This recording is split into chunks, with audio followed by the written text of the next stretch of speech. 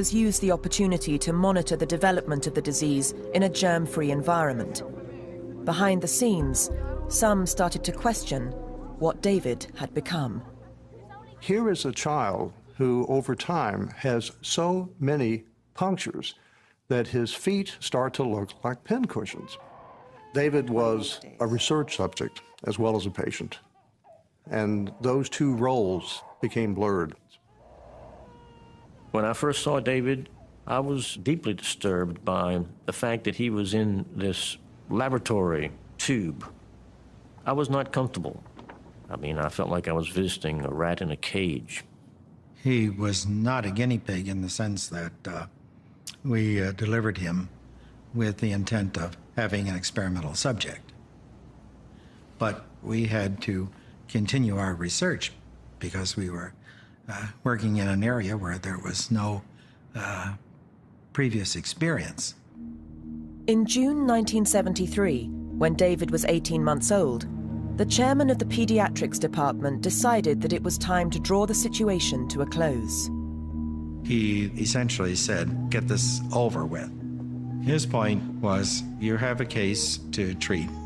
You use the best tools that you have at the present time, and if it doesn't work, it doesn't work. My point was that this would be the approach with a child that was sick. David was not sick. So I said to him, if you think it should be terminated, you terminate this case. You're chairman of the department, but I'm not going to do it. And that was the end of that. But the pressure didn't relent. David's case became the subject of 2 open meetings in the winter of 1975. Our case today has to do with a little boy who's been a number of years now in an isolator. I have the first line. When he was 2 years old, we built this playroom, which has solid plexiglass walls. For the first time, the 3 doctors had to confront the intense ethical concerns David's situation was arousing. What happens very quickly, questions are raised spontaneously from the audience. Questions that had never been asked before. Well, I share, I'm sure, with a lot of people here, extreme admiration for the technological sophistication of what's been done for David, but I'm very deeply troubled, as I think many of us are, because I'm not sure that the quality of life which has been created for David is going to very long be a desirable one for him. A lot of it was what's going to happen with sexuality and when he's older and what when he's in adolescence and what when sexual feelings come in. Those are the questions they ask, and which really incensed the doctors. I really felt that sometimes their questions were very inappropriate in the sense that they were based on situations that simply did not exist. My guess is that the bubble became a kind of a monastic cell in Raphael Wilson's mind. He's well-adjusted, happy child, and he has a good mind. He doesn't need to have physical, tactile contact with other human beings. He doesn't need to engage in sex.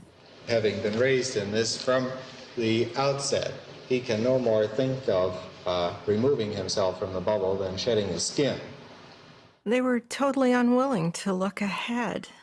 They were happy with the present, with how well things were going, and they were unwilling to face the fact that this very intelligent child is going to grow into awareness of his situation and is going to question it. This seemed to be an unwanted intrusion. How can you judge us if you don't know what we're doing? As he's got the procedure. I think maybe that I felt we were being judged before some sort of tribunal for something I couldn't understand. But as David grew, the pressure to bring his protective captivity to an end did not go away. It was suggested that David be removed from the bubble and then just be treated accordingly. Well, I knew that that was certain death.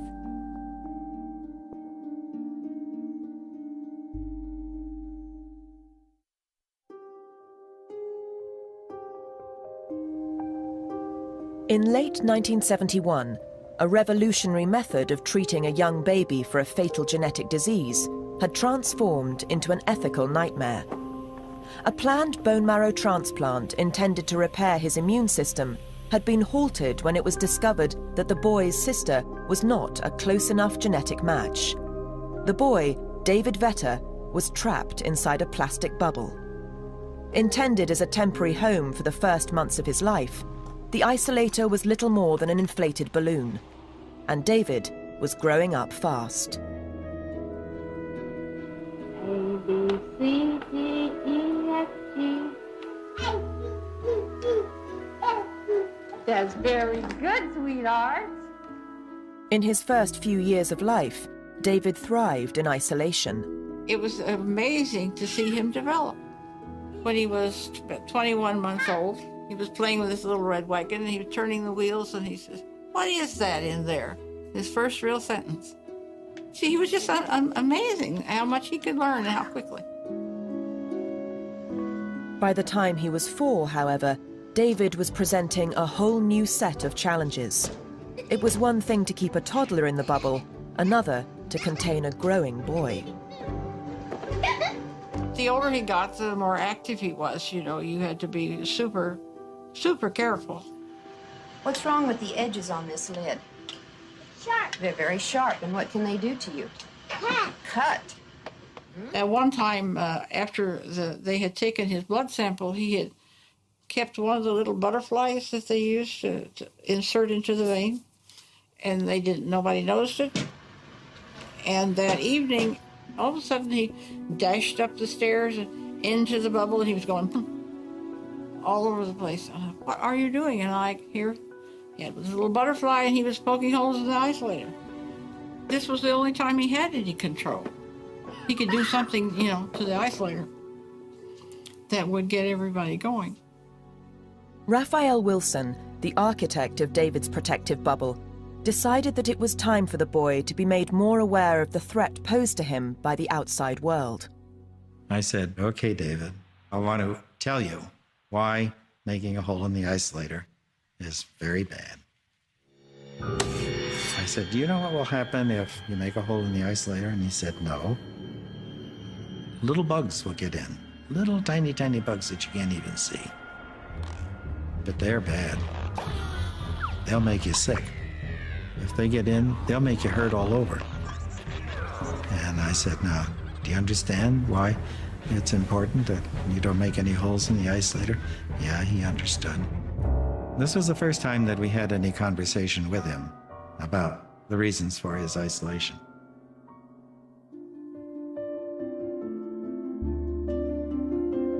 While there was still no sign of a cure, David's confinement was paying scientific dividends.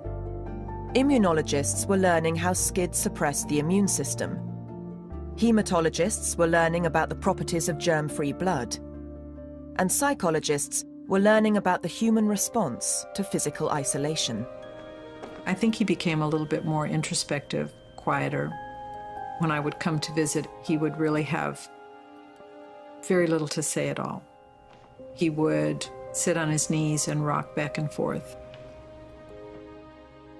Child psychologist Mary Murphy worked intensively with David for 7 years. I really liked him. I really thought he was delightful. Yet at the same time, I felt so sad. I thought, oh my God, how can this bright, bright child survive in this little space? There were so many things he couldn't understand. He saw the world as flat. There was nothing behind anything. To relieve his growing sense of isolation, Murphy encouraged David to escape his bubble using his imagination.